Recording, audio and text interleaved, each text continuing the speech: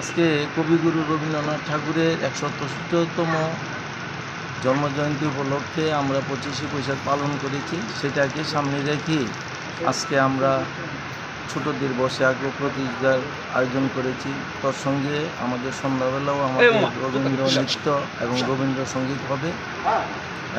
যারা এই ৩টা গ্রুপে আর্ট প্রতিযোগিতা হচ্ছে ক, খ, গ বিভাগ, তাদেরকে আমরা পুরস্কৃত করব। ওই সন্ধ্যাকালে যে রবীন্দ্রসঙ্গীত হবে সেই সময়ে ওদের হাতে পুরস্কার তুলে দেওয়া হবে।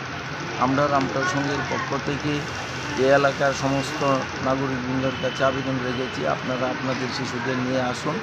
আমাদের এই ক্লাব প্রাঙ্গণে আজকে এই বৈশাখী প্রতিযোগিতা হচ্ছে, সেখানে আমরা এখানে উপস্থিতির সংখ্যা অনেক বেশি হয়েছে আমরা লক্ষ্য করতে পেরেছি, এবং আগামী দিনও আমাদের এই ক্লাবের এই কার্যক্রম চালু থাকবে আমরা আশা রাখি। কতজন ছাত্রছাত্রী অংশগ্রহণ? এখানে মোটামুটি ৮৫ জন ছাত্রছাত্রী উপস্থিত হয়েছেন, ছেলে মেয়ে সহ, এবং ৩টা গ্রুপে তাদের আর্ট প্রতিযোগিতা হয়েছে। আপনার পরিচয়?